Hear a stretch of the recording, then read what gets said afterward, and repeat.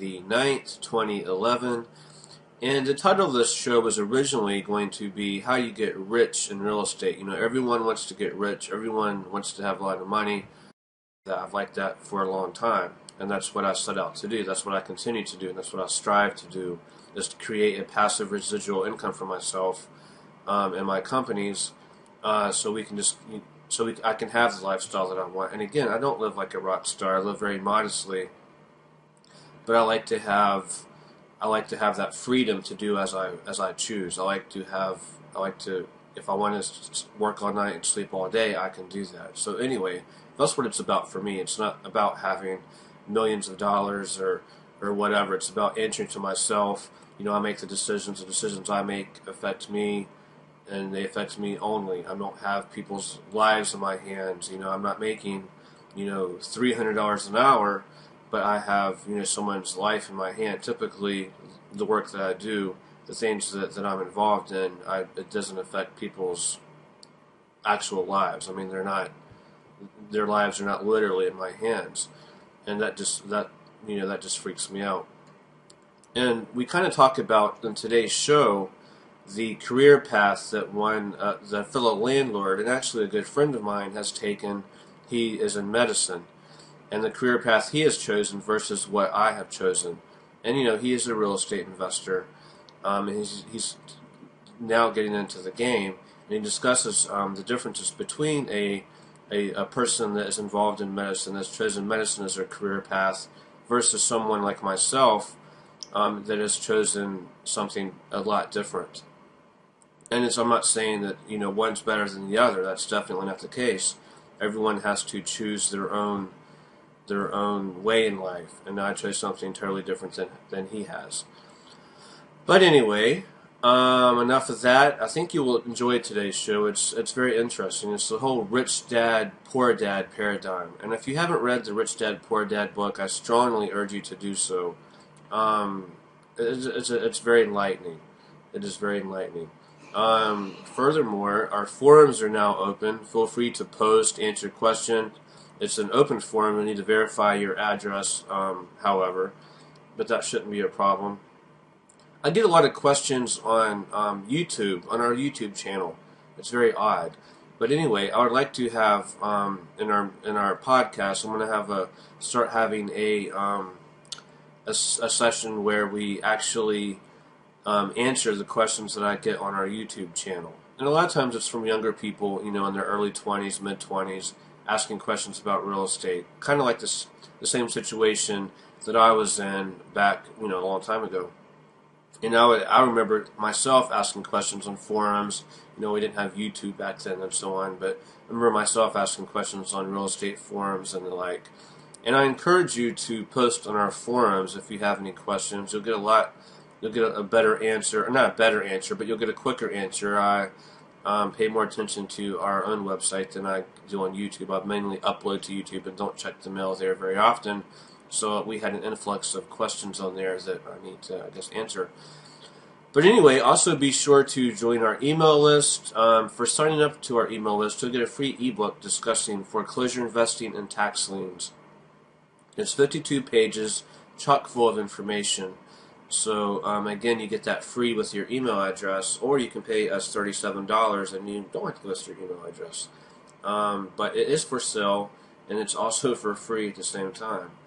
Also, we are working on being on iTunes soon, so be on the lookout for that. We're wrapping up the final details this week, so hopefully we'll be live on there in the next couple of weeks. And you'll be able to download our podcast via their platform. So I think that's it for this week. Again, next week or in the future, we plan on having several different things. We plan on having some guest speakers as soon as we get our call-in feature working a little better. I have it set up. I just need to kind of fine-tune it so we can have people call in to our show. We have some guest speakers lined up everywhere. We have anyway, you'll have to just wait and see. It'll be on our show schedule. So always be on the lookout for our show schedule. We always try to change things up a little bit. So anyway, I think that's it for this week as far as all news that is news on landlordsjournal.com. So enjoy the show. This is the way that the story began. I turned my head and she came out of nowhere. Just like a dream, she is out of the blue. And I don't know why it is. But the only thing I want is to make it true. You got a crystal ball. Won't you tell me what's in store? 'Cause all I want is you. She's got a way of making every day seem like the best thing you could ever hope for. She put a spell on me I don't wanna lose. I surrender to the will of her eyes, her lips, this kiss I blow to you. You got a crystal ball. Won't you tell me what's in store? 'Cause I haven't got a clue. I don't know why.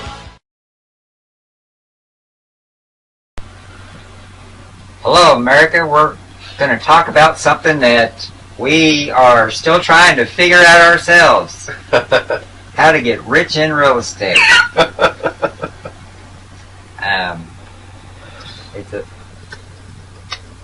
We've been at it for 2 years. We haven't lost our shirts. We still have our shirts on. But we're not quite rich yet. But we're talking about how to get rich in real estate. And I think personally, I think it's probably one of the more common ways that people in America have amassed wealth is in real estate.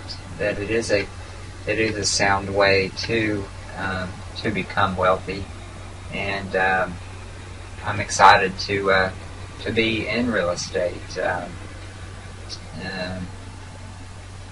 I've been a real estate investor for a couple of years now, and I don't have any regrets so far. But I want to get rich. John, how do you get rich? How do you get rich in real estate? I don't know. It's called leverage, and that's leverage. That's the whole goal of it is to leverage yourself and have instead of you personally going to work to pay for your toys and your house and your that kind of thing. The goal is to have amassed enough property to have other people go to work, other people do to pay your bills. So you have 200 properties. You leverage them to the point where you can buy yourself. They pay for your own house, your own car, your own living expenses, your own whatever.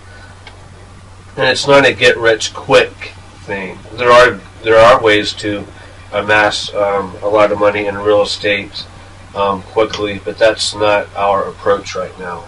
There are ways to make thousands of dollars in a year in additional income in real estate quickly, but that's not our approach again right now. What do you think, Bob? I'm sorry.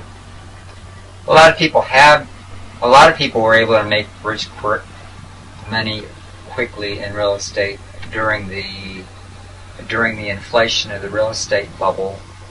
And any fool could make money in real estate, it seemed like, for a while there. But a lot of those people are really suffering now. It takes some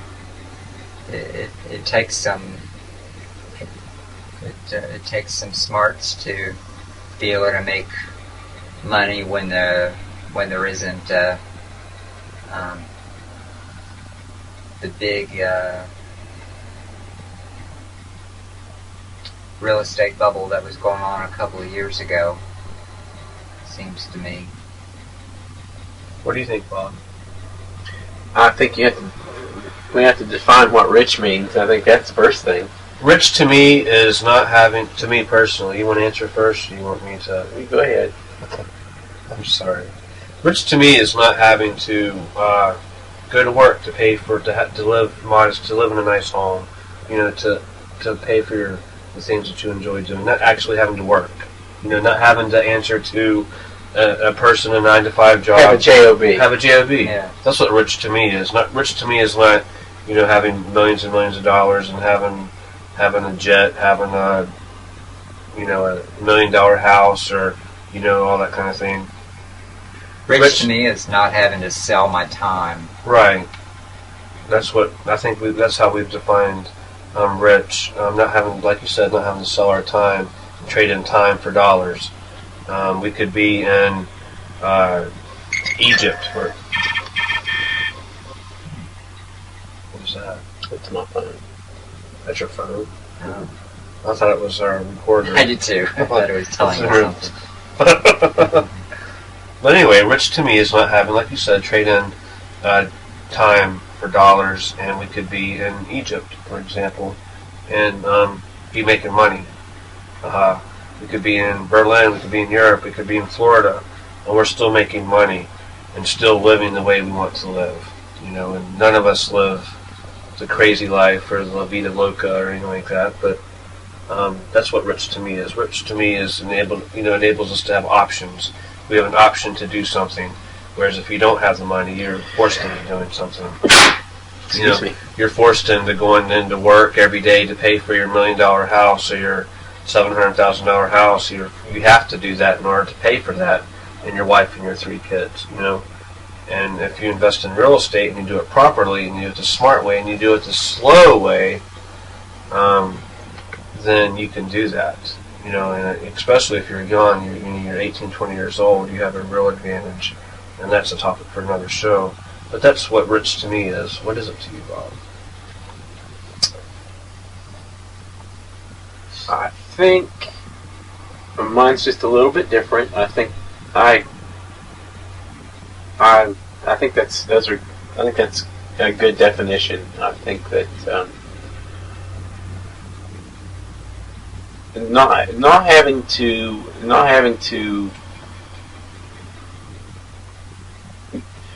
not necessarily whether or not you do choose to go to work every day, but not having to go to work every day. I think that's where the rubber meets the road. It's not that whether or not you do or whether you're somewhere. It's whether or not you have to do. I agree. And when you no longer have to do that, you have other options. Then that's when you've got some wealth. Do it because you enjoy it. Do it because you enjoy going. Or to build more. If that can be it. It can be to build more because maybe you want more. Maybe you want more things. But you could have wealth without being rich, or vice versa. And we're talking about leverage, and we talked about leverage a lot. And you can use your job as leverage to create wealth, to create real estate holdings that can create you wealth. So further on down, you can retire earlier than what you had, originally anticipated. But what do you think, Donnie? What's rich to you?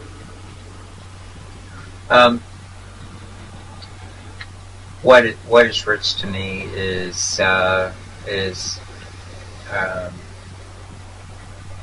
not being able to make choices, to be able to use my time, to be able to make money without having to trade time for money, without having to earn a wage, to be completely free of that, without having to have a job. It's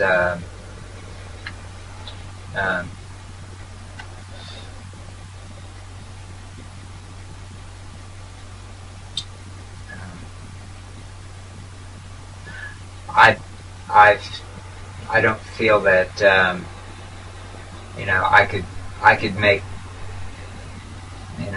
if I worked twice as hard and made twice as much money, I don't think that would qualify me as being richer than I am now. That would mean that I'm just doing the same thing I am now, and and I'm not any richer for it. I think it has to do with being rich. To me, means being free, having the ability to make some choices about how I spend my time, rather than selling my time. Oh, I totally agree. I think that's where we have commonality on that. Is that it's about being able to make a decision, and you make a choice, not necessarily compromise. You could choose to not go to work, but there'd be consequences to that, and there'd be severe enough negative consequences, at least for me, that I can't do that. Right? That I can't do that. It's not really a choice, and I could live in a box and do it, but that's not really a choice. Mm-hmm. So I agree with you totally. So let's get back to, what's the topic again? How can real estate make you get rich? How can real estate help you become free and become independent and not have to trade in your time for dollars? How can real estate make that happen? And more importantly, why real estate? And why real estate? I think one of the reasons why real estate, it's one of the safest ways to amass money and amass money and a standard of living and that kind of thing. It's one of the safest ways, and I think we all we're conservative in our investments, and real estate is a conservative investment. And we're talking about is great, and we're not talking about. Thus far, what we've been talking about is being a landlord. Right. We're in a buy and hold situation. We're in buy and hold status. We're buying it, we're fixing it up, we're holding it for long-term gain. And what do people give you when they? What's the big advantage of doing real estate versus some other buy and hold versus bonds? What's the advantage? Well, your appreciation. You can't capitalize a bond like you can a piece of real estate. No, explain what that means so that somebody that has not been following us, what would that mean? What would what mean? The main thing that real estate affords you, especially in our landlord type situation, it's quite frankly, it's basically doing some work to make a good choice on what to purchase so that somebody else can pay for that good decision. That's what it is. Right. Let's talk about that. Let's compare investing. Say you have $5,000 that you want to invest. I take my $5,000, I buy a piece of property. You take $5,000 and you buy a bond. Let's compare the two. What are the advantages? What, in your opinion, what are the advantages and disadvantages of doing that, and the income and the? Explain that to me, because the dramatic difference is headache. There's very little, other than being concerned about your return. There's very little worry about managing a bond, and in turn, the rewards less. Absolutely, work rewards significantly can be less. Substantially less. Right. Well, almost definitely. Yeah, and people often think of real estate as being a risky investment. But I often have said that I think that putting all your money in a bond, if you're expecting in 20 years to take money that's investment money and putting it in a safe investment, how safe is that? To have your money growing at a very small amount. Inflation? Yeah, just trailing along. Yeah, trailing along with inflation. Meanwhile, we're fighting two wars, and taxes are going to be, going up, and Social Security is going down, and exactly what are you investing in if you're investing in a bond, be it a treasury bond or something? Are you going to how much? It's a gamble. You're taking a gamble that 4%, 5% growth per year is going to be sufficient 20 years from now, and I would I would bet that it's not, that you'd be much better served by making a very smart real estate investment that could bring you in double that amount, or at the worst, double that amount. And I think a lot of people's hesitation to getting into the real estate business, especially if using that example of the $5,000, everybody's first concerned that somebody brand new homeowner is concerned. What happens when that breaks? The toilet, the roof, the sewer, the dishwasher, all the mechanicals, heating and cooling. What happens when one of those breaks? And I think that's a big obstacle that a lot of people face. You fix it, and that's why you have to have. That's why I always advocate, before you invest in real estate, you need to have your financial house in order. I don't care if you're doing short-term stuff, long-term stuff. You know, there are exceptions to everything again, but typically you need to have your financial house in order. And basically basically what you're saying, I'm going to rephrase and correct me if I'm wrong, is it's going to take money to make money. Right. You can't, if you have a spending problem, if you have a saving problem, if you have to go out and, buy a new pair of shoes every day, if you have to go out and, think you have to have the latest fashions, and you can do that kind of thing. But if you don't have your financial house in order before you do that, and you invest in real estate can cause you a lot of problems. Real estate can make you very wealthy, but it also can bankrupt you very quickly if you don't know what you're doing, and you don't have, self-control. You don't have, the means, and to when those kind of problems arise, you don't have some money put back, you don't have access to a line of credit, or you don't have something available to you to fix that problem. You have unhappy tenants, and you have these problems that aren't being rectified, and you can't get someone to move in, and you're just bad begets bad, good begets good a lot of times, and one thing leads to another, and you're not going to be unsuccessful. I think we should use that for a future topic. I think that what you just said would scare somebody that doesn't have a pot of cash sitting around. I'm not saying it shouldn't, because it should.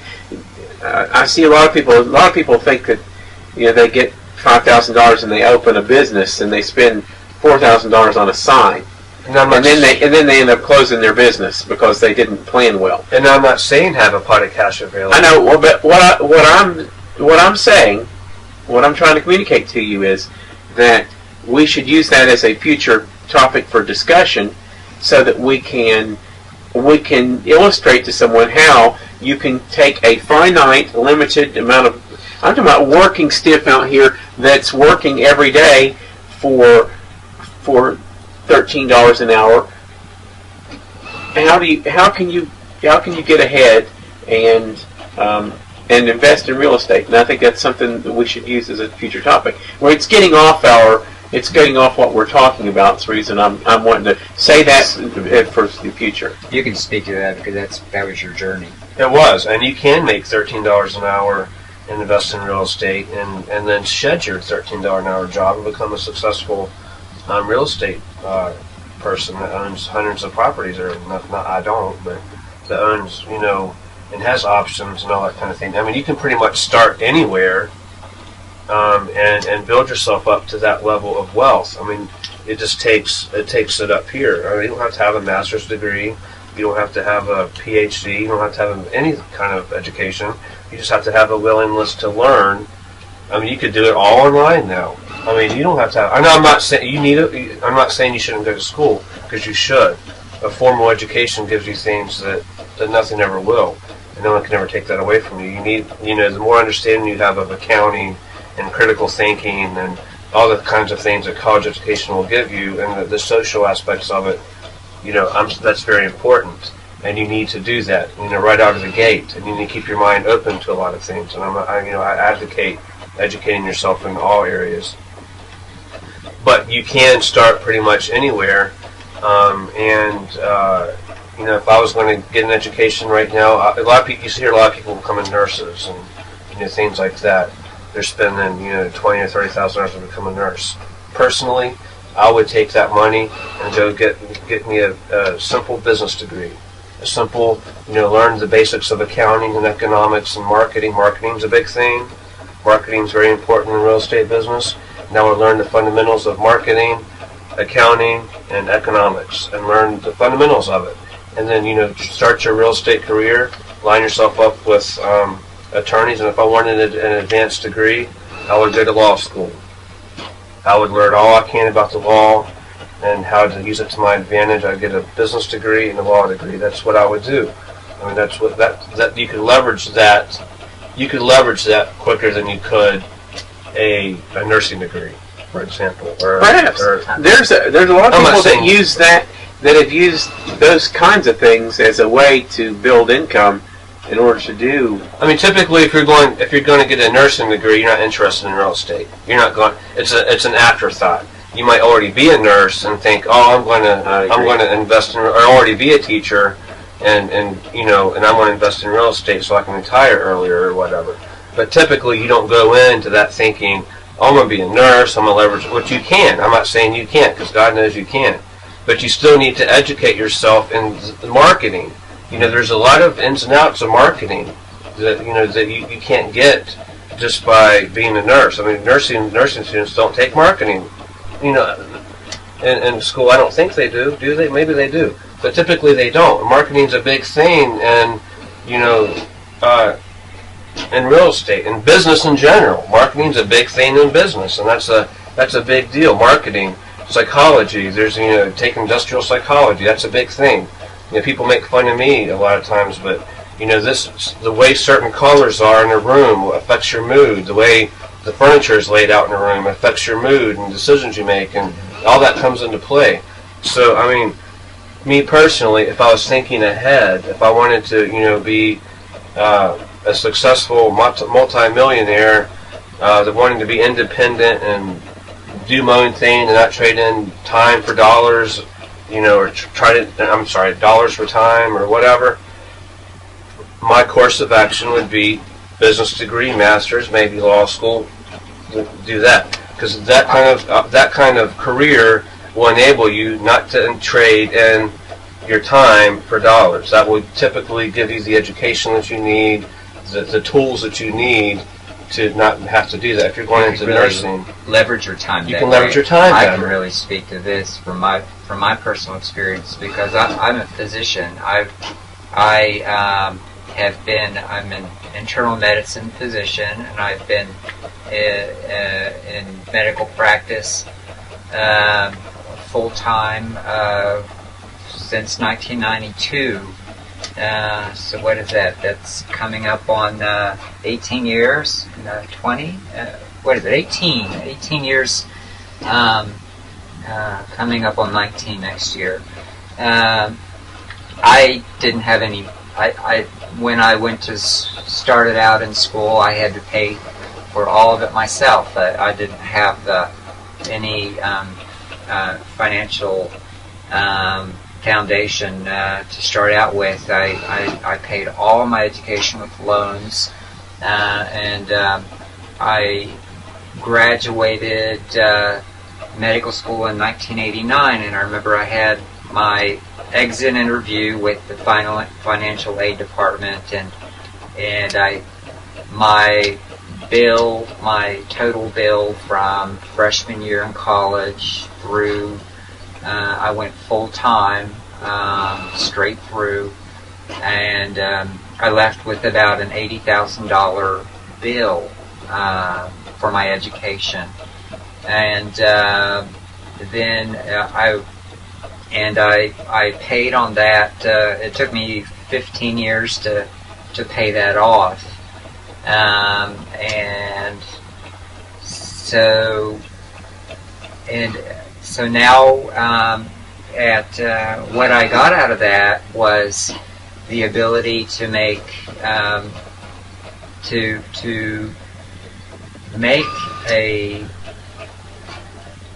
to sell my time for an awful lot for a good price, as far as people that are in the middle class and are into that mode of selling their time for money.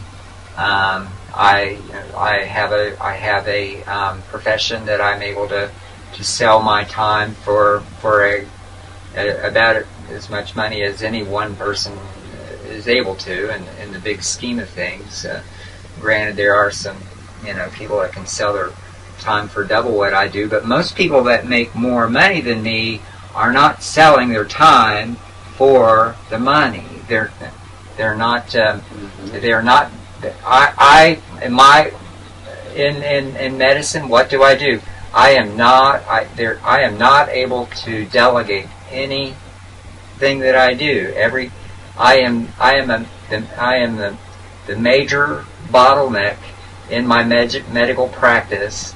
I have to sign off on everything personally, whatever my physician's assistants do, whatever my nurses do, it all comes back through me, and I sign off on all these things, literally, things that are home health, whatever.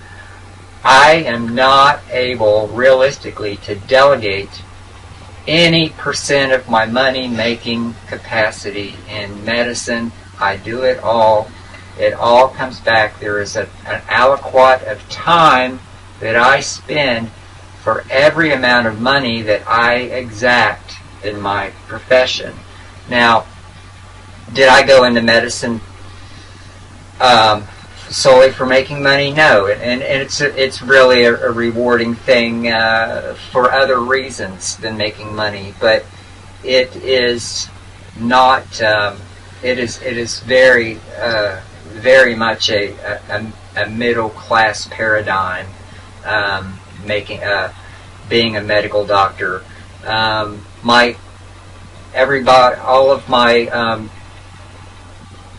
of my colleagues, I can't think of anybody that's my age, 47, that's in medicine, that has any intention whatsoever to wrap things up for themselves in their 50s. Everybody has a 20-year window still on their future. They're on their and needing to work for that much longer. One of the chief of staff at my hospital celebrated his 50th year in practice last year. Another one of my colleagues a few years ago went directly from the office to the hospital to hospice. You're kidding. No. You've heard, No. you told us that story. Yes, yes. It is not uncommon for doctors to work up to, you see these commercials all the time for hospitals. I know it's not just in our area. I know it's all across the country where hospitals are saying, we are the hands of experience, and they have this mascot, iconic group of old gray-haired doctors that are known in their community for being, the best caregivers and the most experienced. Why are they doing that? They're not doing that just because they have a love for medicine. A lot of these fellows do. They're doing it because they need the money. Because they have not been as efficient as somebody that got an MBA, as efficient as somebody that got a JD and got their money that way. Medicine is not a way to be able to make a lot of money. If there are people that do, typically doctors don't make a lot of money for their compared to the amount of time.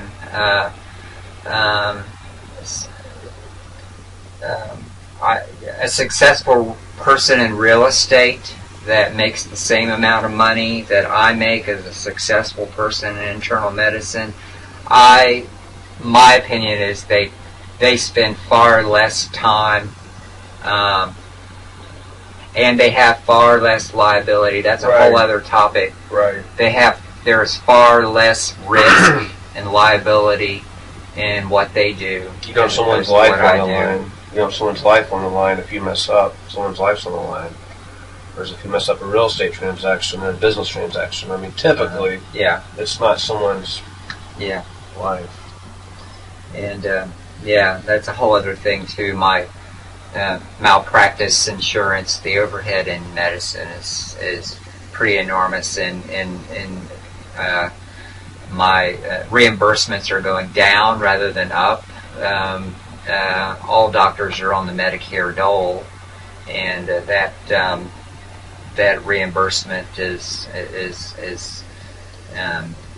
going down rather than up, and so I am with you. Do I regret doing what I did? No, because I didn't know what the hell I was doing when I was young, and I thought doctors were, that becoming a doctor was the way to go to be a successful person. That icon was held up to me when I was a kid, as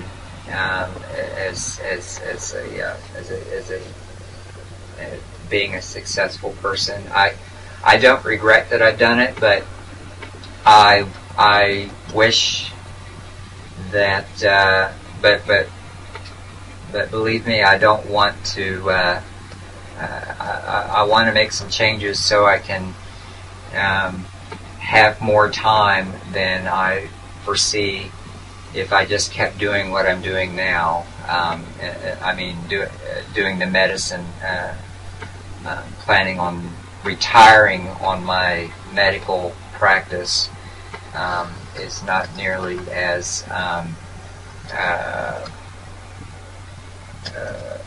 I don't think it's as promising, and I think it's more risky to try to do that than to go into real estate. And I don't think anyone would disagree that you. I mean, I don't think anyone would argue that you made the right decision. I mean, being a doctor was right for you, especially at the time. And being a doctor has helped you leverage your job. Your nice job has helped you leverage your income. I mean, your real estate portfolio. Yeah. So you'll be able to beat your coworkers by probably 10 or 15 years by just you don't have the $1 million McMansion and the $50,000 cars you got to pay for and the 6 kids and all that kind of thing. So you're not going to have to work. You're not going to have to trade in your dollars or your time for dollars, and you're leveraging your income to help your real estate empire. And I don't know if it was the last show or if we talked about this show, the bonds versus real estate investing. I mean, you could have taken your extra money that you make and invested it in bonds, but instead you've chosen to invest it in real estate, which I think is a smart move. It's a buy and hold. It's a buy and hold thing. It's not a go out here and find a foreclosure and flip it, for an extra $10,000 or $15,000, which is there's definitely a business model. And I wanted to say that there are a lot of different business models for our real estate. Right now we're in the buy and hold. We're not in the quick stuff and all that kind of thing. There's a lot of different avenues you can take when you're investing in real estate. But Donnie, that was very well said. That's very well said. Well, do you have anything else to say, Donnie, about? Not right now. Not right now. We can talk. We can talk about Donnie for probably about 5 shows, couldn't we, Donnie? I mean, he's. Oh yeah. He has a lot to say, and he's a topic all in himself. I mean, he's very. We all come from very interesting. All of us have had a different journey to where we are now, and we all bring different things that I couldn't. I've learned a lot, and we all have brought different things to our company. Yes, we have, all very unique things, and we're missing one today. We're missing John today, so we miss you, John. I do, anyway. I miss John. He usually sits right there. I miss you too, John. I'm sure Bob does. Yeah. So what we're going to do is we're going to make. We're We're going to sing your praises for the next 3 minutes that we have. We've on got a our little show. more time than that. Let's recap what we were talking about. So Okay. give me the topic again. You don't even know the. Well, it has to do with making yourself. But tell me exactly what the topic is. The whole point of real estate can make you very wealthy, and that's the topic of today. That's the topic of today's show. A topic of another show I want to be on down in the future. Real estate can cause bankruptcy, can make you very poor too. I mean, if you don't know what you're doing or don't pace yourself. But leveraging your job, which Johnny has done, he's leveraged his job to create his real estate empire. It's a work in progress. He's getting there, but he's leveraging his job to create his real estate empire. We leverage our businesses and our business interests to create a real estate empire. You can leverage your, you don't have to have a lot of money to get in the game, but you do have to have time and patience. And you had something to say about that earlier, about well, what's your thoughts on it? How can it? I mean, do you agree that it can? Do you agree? Do you agree with anything we've said? Disagree? What are your thoughts? You haven't really said much this show. You haven't given him a chance, have we? We haven't. I don't know when I was supposed to. I'm amazed at how well you guys do without breathing. No, I'm just trying to let Donnie talk because it is valuable. It's good. It's very good to hear. It's a good case example. Well, I think that if somebody's tuning in, they would get some good information here. I'm not sure it's about what the main thing that how can real estate make you rich? Is that basically our topic? Exactly.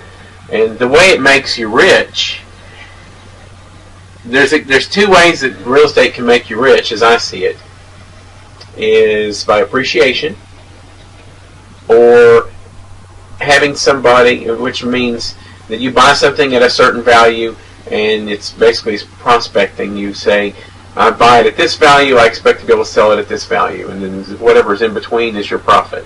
And the other way is that someone else goes to work every day. They trade that time for money, and they trade their time to pay your mortgage. So that's the mechanism that we are using currently, is that we have purchased all the property we've purchased has been rental property with the express decision that we were going to purchase at such a level that the monthly income from the other person's residual trading income, time for money, linear income, will pay the mortgage. And then if we keep doing that and we have a high enough margin, it builds. You start out with one, and then you go to another, and you go to another, and just like McDonald's selling 99-cent hamburger,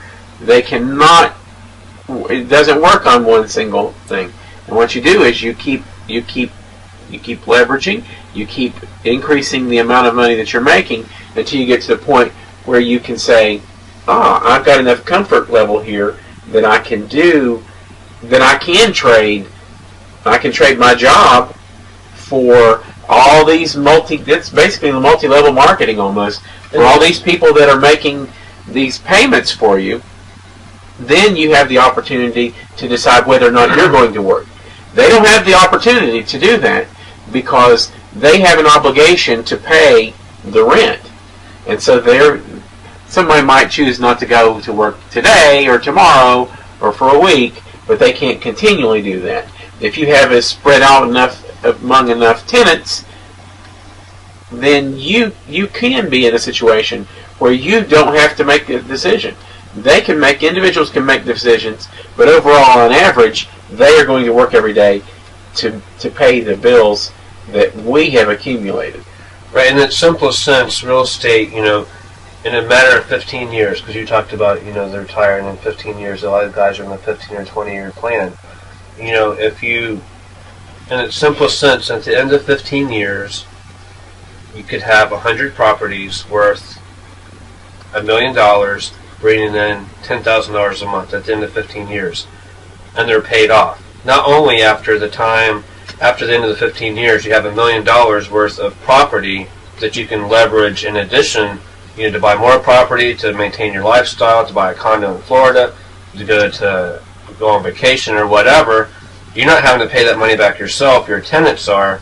Not only do you have the $1 million worth of money that you can play with, and again, this is in its simplest sense, not only do you have that, but you have the $10,000, again, of gross revenue money that you can play with to maintain your lifestyle or whatever. What kind of job will give you that? What kind of job will give you, $1 million to dip into and leverage and say, I want to go do this or I want to go do that? You're not having to pay it back yourself.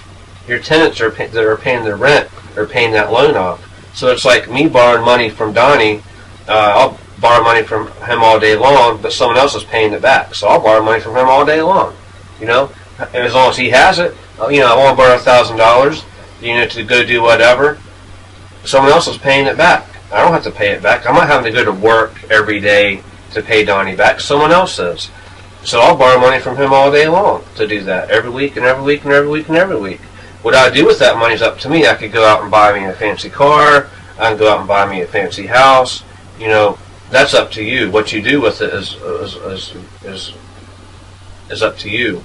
But what I can tell you, you can bankrupt yourself if you do that too fast, too quickly, too much, too fast. If you go out and do that, whatever our attorney says, living at what is it? She says like a rock star. Living like a rock star on real estate, doing it very quickly, can bankrupt you. But that's not the way we live. We haven't. We never will. That's just not how we do. That's not the way we live our life. But in its simplest sense, that's what it is. Borrowing money from somebody and someone else is paying it off. So we'll borrow money all the time off of it. And again, there's a lot of different ways to get in the game. There's a lot of. It's in simple terms. That's what it is, and we'll do that all day long. At the end of your job, and if you can even retire in 15 years, which you can't, well, you might be able to. Will you have $1 million available to you, producing $10,000 or $15,000 a month in income? Most jobs don't have those kind of benefits, and even if they did, you're having to put the time in before that, going to work instead of just buying property. I mean, some people say buying property is a job too, which it can be. We got to run the numbers. We got to play that. That's a job. This is a job sitting here doing this. I guess you could say that. I mean, life is a job, but I mean, it just depends on. You get to depreciate it too. Right. Yeah. Exactly. The tax benefits. So that's how it can make you wealthy. I'm agreeing with you, but that's.